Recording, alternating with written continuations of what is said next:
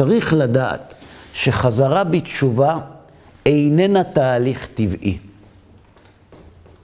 היא נס גלוי. כדי שאדם ישוב בתשובה, הוא צריך זכות גדולה מאוד. וזה נקרא התערותא דלעילא. כלומר, הוא מקבל כוחות, הוא מקבל אור גדול מן השמיים, שנותן לו את הכוח לעשות את השינוי. אבל התערותא דלעילא היא תהליך זמני מעצם טבעו של התהליך.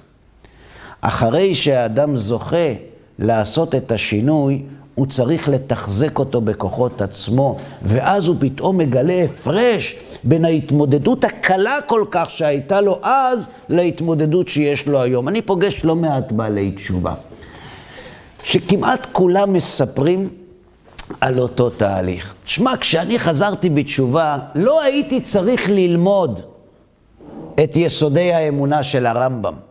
אני ראיתי את הקדוש ברוך הוא, הרגשתי, הוא לקח אותי על הידיים.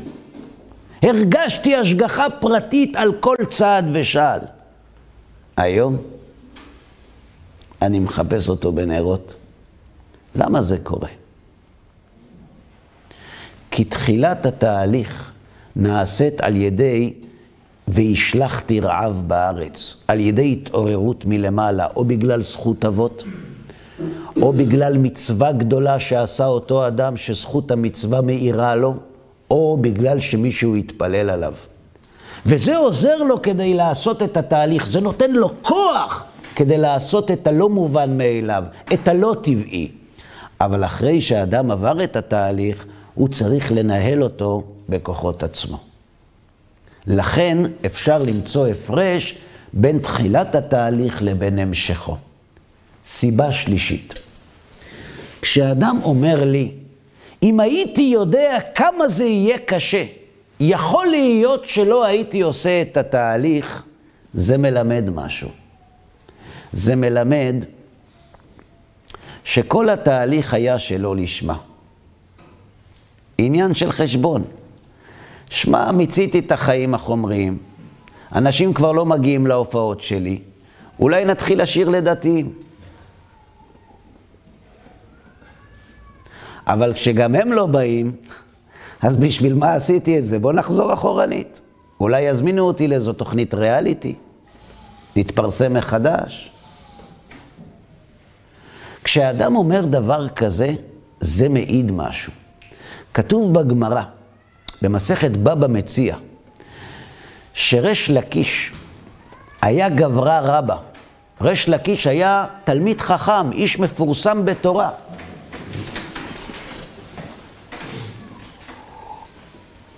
מפורסם מאוד בתורה, כשרבי יוחנן עוד היה תלמיד צעיר. ויצא לתרבות רעה, מה שנקרא חזר בתשוקה. בשאלה, תלוי מאיזה אזור. והגמרא מפורסמת שיום אחד רבי יוחנן הלך לרחוץ בנהר, וראה אותו ריש לקיש וחשב שזה היא ולא הוא. אז קפץ ואז גילה שזה הוא ולא היא, ואמר לו, חבל על היופי שלך. שופרח לנשה. היופי שלך מבוזבז, היו צריכים לחלק אותו לנשים. 100 נשים יכולות להתפרנס מהיופי שלך. כתוב שרבי יוחנן היה יפה מאוד. אמר לו רבי יוחנן, ואתה מה מעשיך?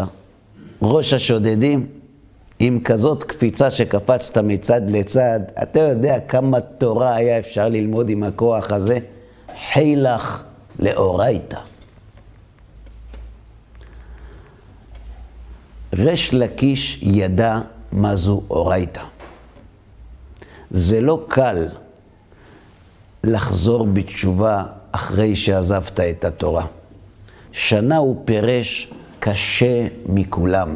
לא קשה מכולם רק כי הוא מתנגד גדול. הייתי בסמינר של ערכים, הגיעה אליי אישה שהתגרשה מבעלה וחזרה בשאלה. ויש לה 2 ילדים ממשפחה של רבנים גדולים. כל האחים שלה תלמידי חכמים, אבא שלה ראש ישיבה, והיא הייתה בסמינר של ערכים, והיא הגיעה אליי בשבת אחר הצהריים, והיא הייתה עובדת עצות. מה קרה? אני שואל אותה, והיא אומרת לי, אני לא יודעת מה לעשות. אני עכשיו מבינה שעשיתי טעות נוראה, שעזבתי מקור מים חיים, וחצבתי לי בורות נשברים אשר לא יכילו המים. לא ידעתי כשעזבתי, לא ידעתי שהתורה היא אמת. היום אני יודעת, אבל אני לא יכולה לחזור.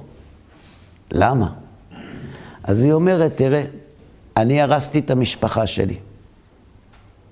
ואני יודעת שכל המשפחה עכשיו מחכים בבית ועומדים בשקט לראות אותי נכנסת חזרה, ולא אומרים כלום, רק בעיניים מסתכלים עליי ואומרים, אז בשביל מה ציירת אותנו את כל הצער הגדול הזה?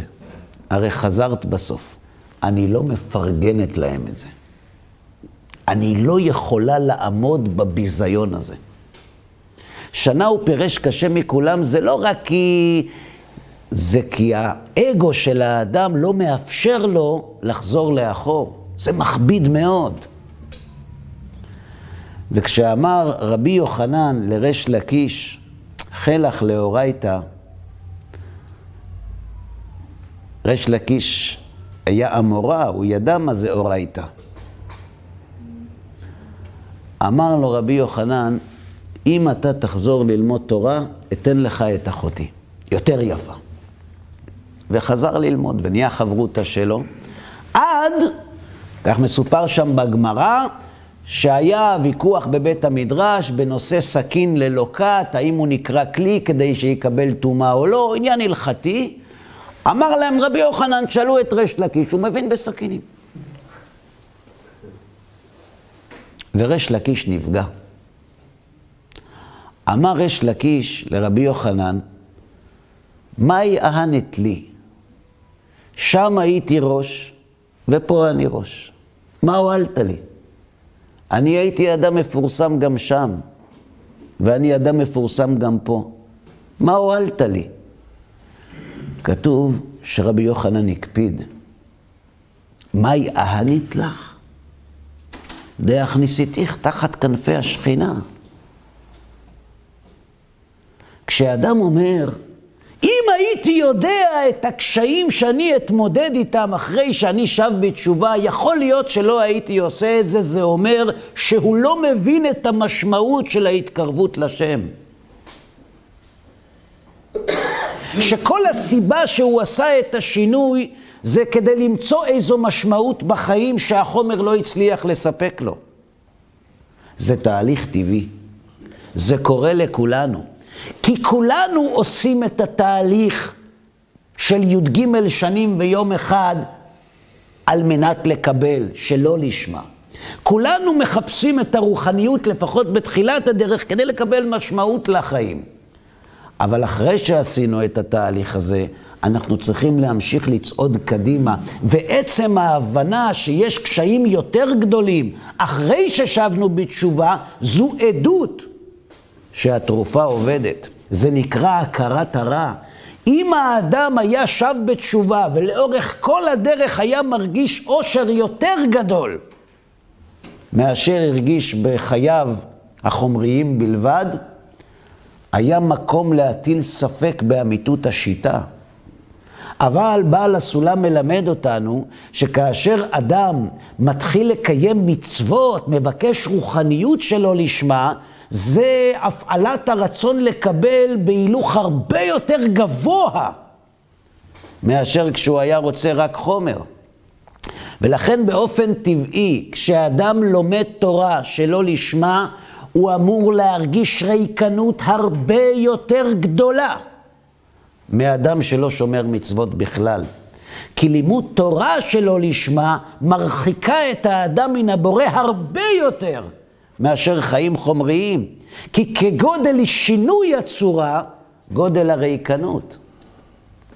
צריך לשמוח האדם כשהוא מגלה שהניסיונות שהיה לו קל איתם בעבר קשים לו היום, זה אומר שמנגנון הכרת הרע פועל בו היטב.